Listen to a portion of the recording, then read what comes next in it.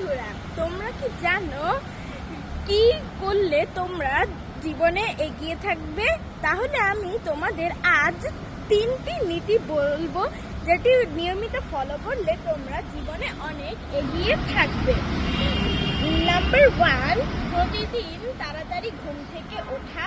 Number 2, প্রার্থনা তাড়াতাড়ি সেরে নেওয়া। এবং নাম্বার 3, ঠিক সময় স্কুলে যাওয়া এবং ভালো করে পড়াশোনা করা।